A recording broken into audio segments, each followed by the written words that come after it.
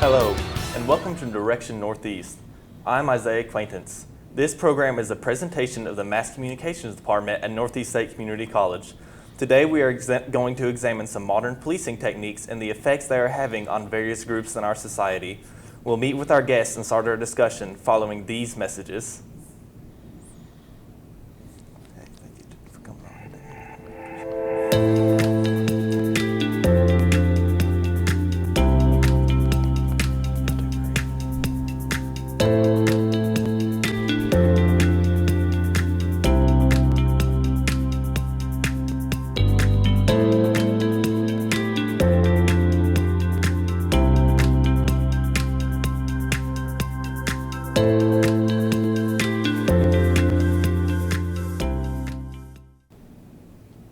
Hello, thank you for joining in. Our guest today is Eric Stanton.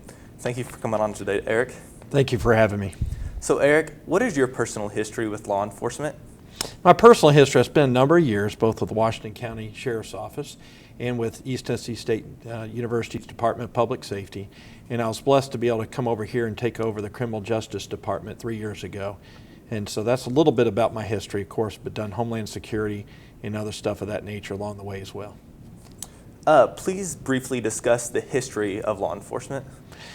Well, the history is actually kind of unique and long. A lot of people don't realize that policing really started out as private policing.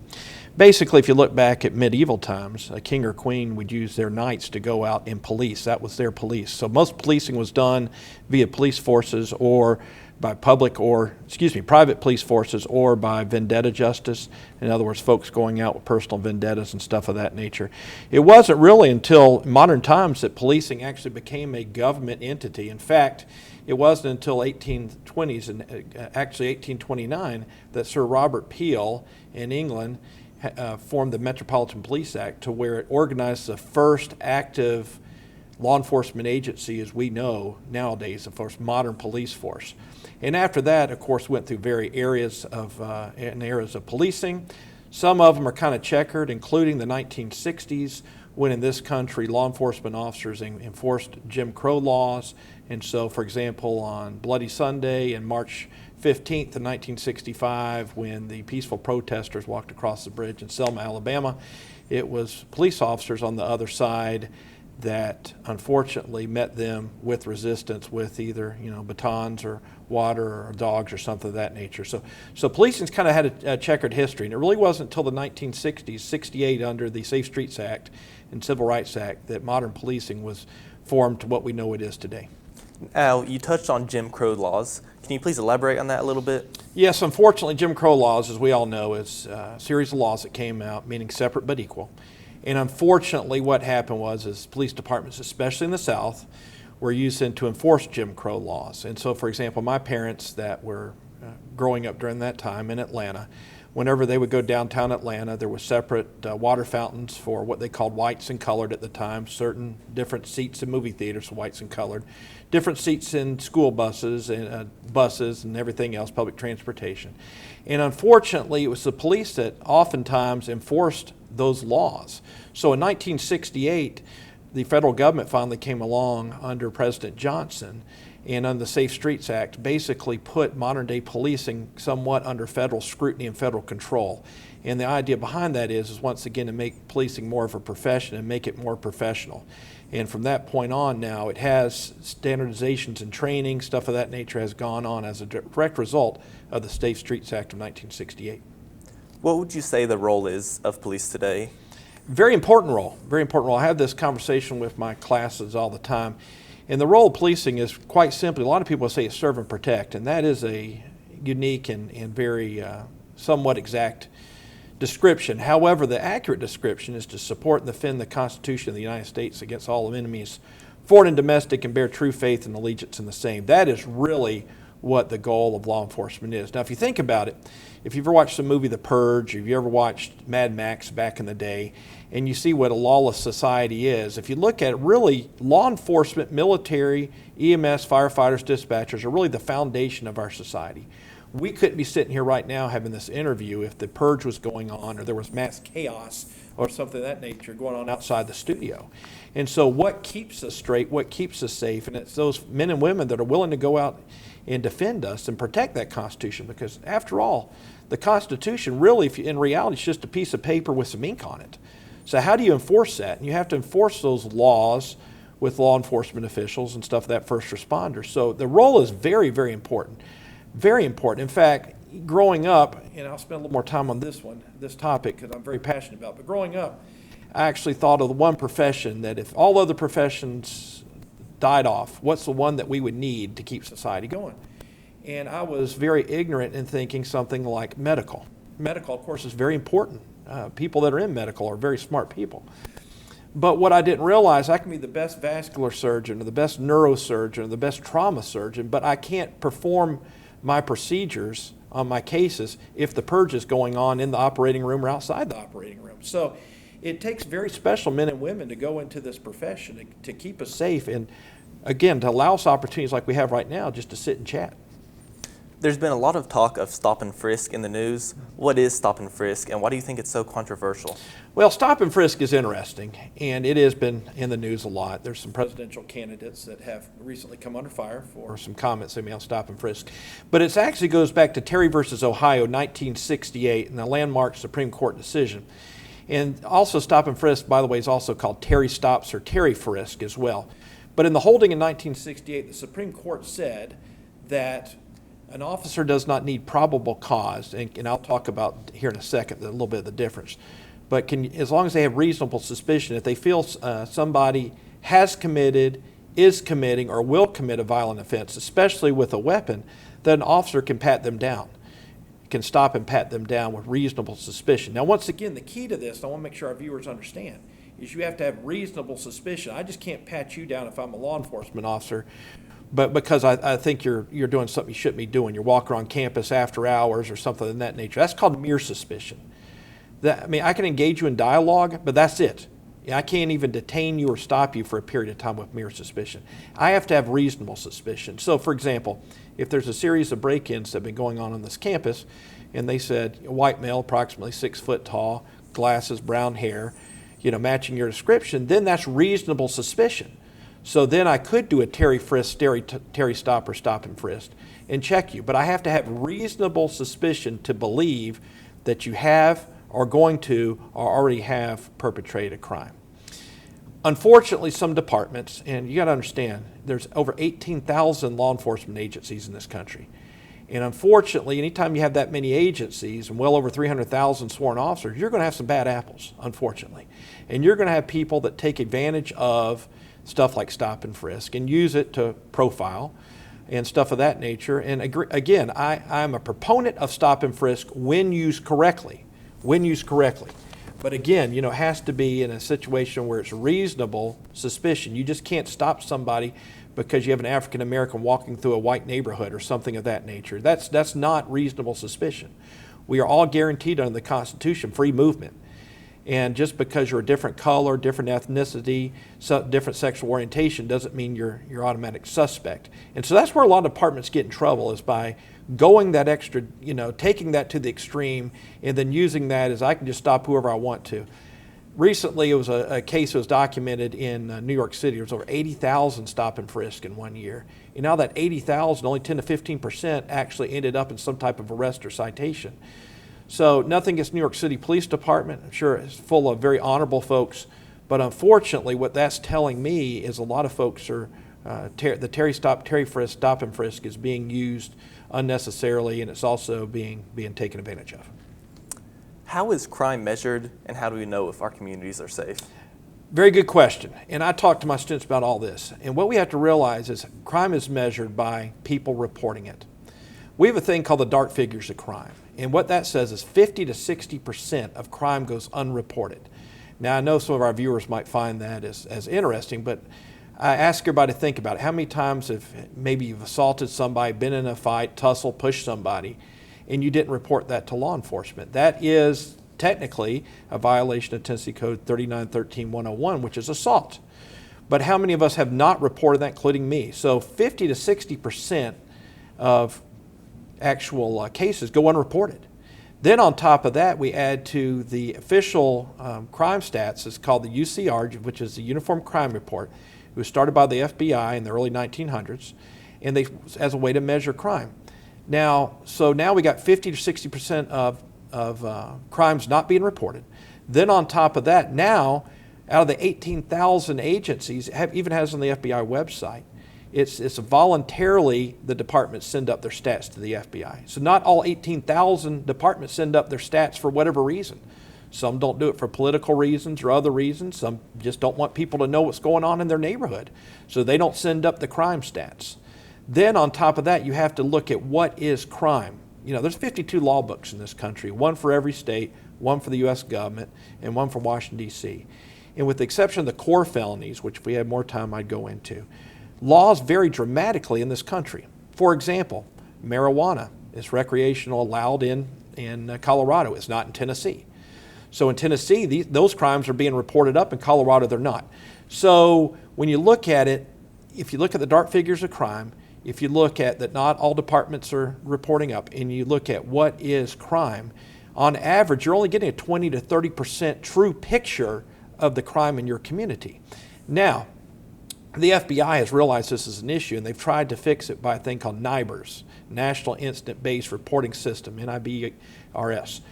NIBRS is a little more accurate because what it does is it takes actual instant data versus summary data. So let me tell you what summary data is. Summary data is if I come in here and I perpetrate 5 crimes against you, only the one that has the most punishment is reported. So that's the only one that's reported. That's it. So it just shows you're a victim of 1 crime.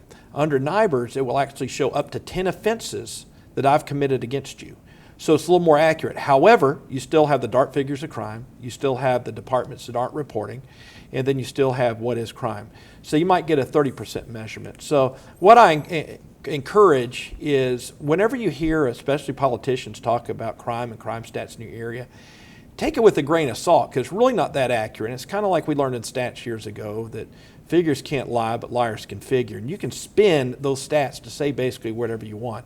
So unfortunately, we don't have a true picture of what is crime in our area based on what we said and based on some of the things that I brought up.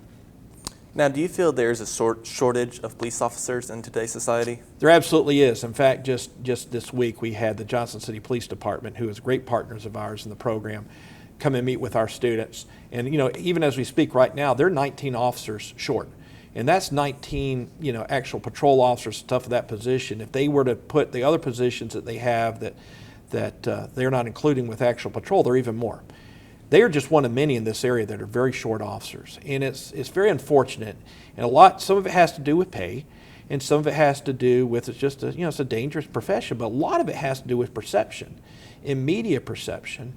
And with the 24-hour news cycle, when I was growing up, it was a little different. We had ABC, NBC, CBS, and from 6:30 to 7 Eastern Time, Monday through Friday, we had the nightly news, of which, they tried to pick the 22 best, the most biggest things that were going on that day around the world and throw it to 22 minutes. Now we got the 24-hour news cycle, and on top of that, a lot of people forget the way news makes money is off of marketing and advertising and viewership. So now a lot of different networks, Fox News, CNBC, MSNBC, CNN, they are actually marketing to a specific niche of folks. So for example, if the niche of folks they have are more liberal, then a lot of their broadcasting is going to be more liberal in nature, just like the other side with more conservative in nature with entities like Fox News and others. Because again, they have to keep that viewership. So if this is Fox News, you're going to show and you're going to produce more stories that are more conservative in nature because, again, that's what your viewers want to see. And I hate to say that journalism, because journalism is very important. Our founding fathers insisted on it in the First Amendment of the United States Constitution to keep government honest. And I'm a firm believer in journalism and journalists. But unfortunately now what's happened is with the 24-hour news cycle, it's just not news, it's sports and everything else. Now these different entities, stations are now moving their broadcasts and stuff to appease their viewership in order so they don't lose viewership. So you have articles and you have videos and stuff like that can get edited and can make policing look worse than it is or can make officers look worse than it is. And unfortunately, it's just whatever fits that narrative. So really, that's really hurt law enforcement a lot. It's the perspective of law enforcement and people not realizing, like we talked about in the first of the show, how important it is and how it is the foundation of our culture. And without law enforcement, we'd purge and we'd have anarchy. Now, look, I agree with the 18,000 law enforcement agencies out there, we're going to have bad apples. I agree. And I'm big on police ethics. And whenever I talk to my students, that's one of the biggest things I talk about. There was a time in my career where I had to turn in my best friend for where he got into an ethical dilemma in law enforcement. I didn't want to do it. However, it tarnished him, tarnished the department, and it tarnished, the law enforcement as a whole. And he was fired because of it. And again, was nothing personal, but again, it's a profession that you must keep professional. I'll say this real quick. For example, you and I are dressed differently right now up here on stage. If I were to do something, they'd say, oh, that's just Eric. Or if you did something, they'd say, it's just Isaiah. But if we were in the same uniform and you went out here and did some type of shenanigans, or I went out here and did some type of shenanigans, they would group us together. So it's very important that we understand that, especially the folks going to law enforcement, this is a profession. And once you put that uniform on, you got to act like a professional. And I know some people don't like being held to a higher standard, but in law enforcement you are, and you should be held to a higher standard. Because you're the fabric, you're the thin blue line that's woven in society to keep the purge from breaking out to where you and I can have conversations like this. Now, are there specific personality traits that you think make individuals better fit to be members of law enforcement? Absolutely. People obviously have to be honest, they have to have the integrity, they have to be hardworking, but also they have to be resilient. Just plain old resiliency is huge. I mean, when officers go out there, you're going to see the best of humanity and you're going to see the worst of humanity. And you might see those in 12 hours. Sometimes, except for paydays and nights, weekends, and holidays when I'm off, sometimes I miss law enforcement. And the reason why I miss it is because you see the best of humanity, not necessarily the worst. You see that as well, but you also see the best of humanity. You still see out there that humans still care about each other sometimes, and that's a great thing to see. But you have to have a resilient officer, because you can go from 1 minute just sitting here having a conversation like you and I are, to the next minute unbuckling a dead child out of a car seat at the corner of 107 and 81 as I've had to do. And that's tough, and that's mentally tough on people, and you have to have a way to deal with that. So you have to be mentally and physically strong to be able to be in the profession.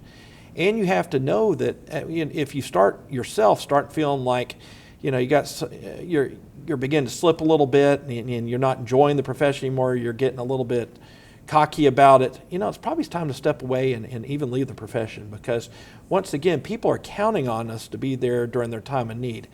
I used to say all the time, at 3 in the morning when things go bad at your house, who do you call? Do you call your plumber? No, your plumber's very important, but you're not going to call your plumber. You call your electrician? No, your electrician's very important. But no, you're going to call 911, and you're going to get a dispatcher, and you're going to get a firefighter, you're going to get a paramedic, you're going to get a police officer, whatever you need, whatever the problem is at that point. And you expect whoever shows up at your house at 3 o'clock in the morning to be a professional. You don't expect it somebody comes in there, why'd you wake me up, why'd you do this, why'd you do that? And we are public servants, and that's why we're under government control for various reasons. But one is to try and keep us apolitical, and the other thing is to make sure that we are professional. Now, when you think about the best officers you've been around, was there a specific quality that they shared?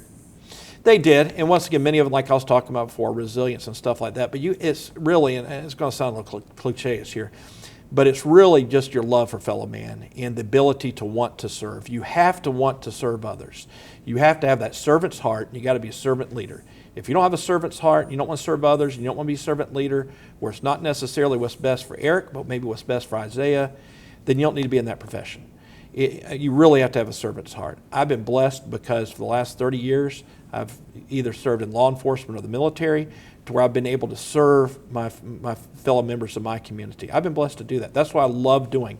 And even as a teacher, I still get to do that, serving in the classroom. I might not be on the front lines, but I'm still able to serve, look out for my students' needs, and help to develop our future leaders and future officers of the future. Do you think that the mass public underappreciates officers? Actually, no. I think the vast majority of people in the United States appreciate law enforcement officers and respect law enforcement officers. We all know, you and I both have sitting off the set right now cell phones.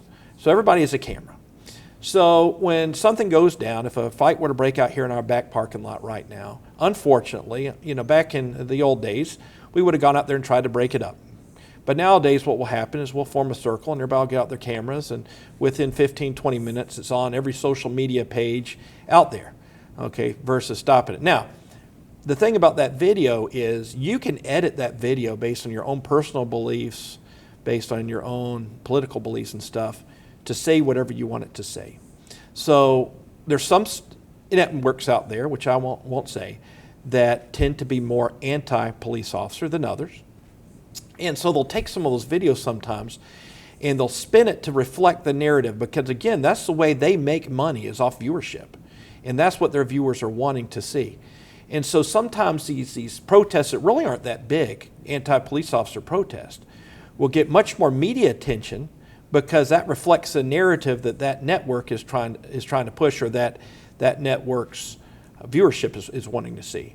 But, in my personal experience of a lot of folks I know, and then in research and looking at this, is people all across the country, very much so for the most part, are very respectful of law enforcement. But again, we expect our law enforcement officers to be very professional, and to not ever take that for granted. What is the most difficult thing to do as an officer?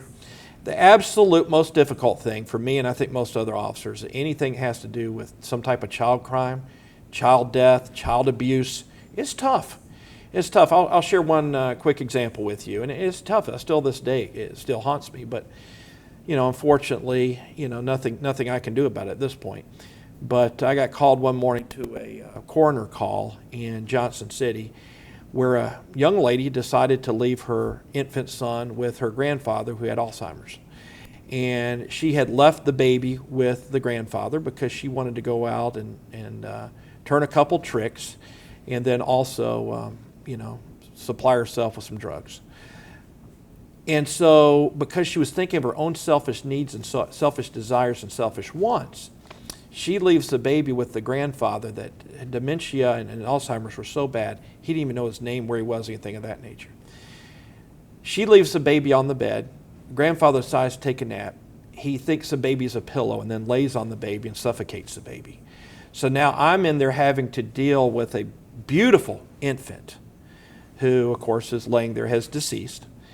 And it's very tough when the mother of that baby came back not to take matters into your own hands. It really is. And it's tough. And then you have to live with that, because you're wanting to say to yourself, there's so many people out there that want babies that can't have babies, that would love to adopt that baby and raise that baby, and yet that baby never had a chance because of her own selfish needs and selfish desires. So you see that.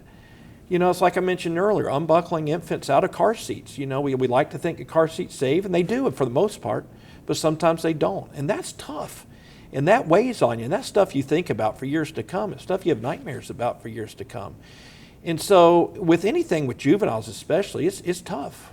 One of the last cases I worked in law enforcement was a couple of twin 6-year-olds that had Down syndrome. That father had repeatedly raped them for a couple years. So started the raping at 4 years old, and almost on a daily basis had raped these 2 young girls for almost 2 years. That is tough. When that individual's sitting with you, especially when you have kids, at that time my kids were that age, not to take matters in your own hands is tough. And so it takes a strong, resilient person to be able to overcome those situations, but also takes a strong person to be able to restrain yourself in times like that. What do you think has been the biggest change in policing in the last 10 to 20 years? Technology and the need for a more educated and smarter officer. When I went into law enforcement in the early 90s, we literally had people that in my department that were still illiterate. Didn't mean they were bad officers, they were great officers. They knew folks, they had the hunches, they could tell you what was going on, they could talk to the people, but still had people that couldn't read and write. Now, especially with technologies and cybercrime and all this stuff with the internet and phones and everything else, and of course, like Johnson City was telling us when their investigators came to visit us last week, that almost all crime is committed over a cell phone. So now, being able to download that data, analyze that data, we have to have people that are much smarter. One thing I tell my students is 2 classes that I didn't realize until I got into law enforcement that really actually helped me the most wasn't criminal justice classes, but was Comp 1 and Comp 2. Because I look at my writing style when I came out of high school based on some letters that I sent home when I was in the military versus now, and it's totally 1,000% better based on that Comp 1 and Comp 2. So we need smart, educated officers. That's what we need. Listen, when they get out there, the police academy is going to teach them what they need to know. The field training experience is going to teach them what to know. But we need to get them up to that level where you get the writing abilities, report writing, the technology, being able to work with the different technology, to be able to think on their feet. So definitely education and technology have come a long way here in the last 10 years. Now, you talked about more training for officers. Do you think there's more training for the mass public that should be done to help them avoid run-ins with officers? Well, absolutely. And the key is, again, we got, of course, unfortunately, we have bad officers out there. And we have officers. I had a friend of mine that was telling me a story the other day of a friend of hers that had a bad experience with a police officer the other day over a simple registration violation. Okay. Unfortunately, there's folks out there that probably shouldn't be wearing the uniform, unfortunately. But absolutely, I mean, the best thing you can do, there's only two things that you have to do in the United States that you have to do is name, date of birth with a police officer. That's only two things that you have to do. Now, after that, if you haven't done anything, there's no sense of escalating the situation. When I came out of active law enforcement in 2010, when cell phones were getting really big with the cameras and everything, and a lot of folks would say, hey, as soon as you stop, then have that video camera shoved out the window at you. And they'd say, just want to let you know I'm videotaping you. And I'd say, that's fine, I'm videotaping you as well, and that's good. It's going to keep honest people honest. I have no problem with being videotaped. I have no problem with people recording my dialogue with the public, because as long as you act the way you're supposed to act, you do what you've been trained to do, you don't take advantage of people's rights, you understand that people have rights, you understand that your job, yes, is to support and defend the Constitution against all enemies, foreign and domestic, that your job is not to discriminate, that your job is to get out there and be that thin blue line, be that foundation. As long as you understand that, you're fine. And all I would ask for the public is to understand some of these things I've said, because we don't know. You may be having a bad day and I don't know it. I may be having a bad day and you don't know it. So if I snap at you or vice versa, it may be just because we're having a bad day. And so I just remind the public, remember these things about unbuckling of the babies. Remember these things of having to actually physically carry little infants out of the house that are lifeless now because the father has slept, or grandfather slept on it, think it's a pillow. And just remember that officer may have just left that call, and now they're dealing with you. And so, it's nothing personal. I understand. Well, thank you for coming on today. Thank you. We really learned a lot. And thank you for tuning in. We'll be right back to wrap up Direction Northeast after these messages. Opportunity is waiting just around the corner. If you look close enough and stay focused, you can see the transformation.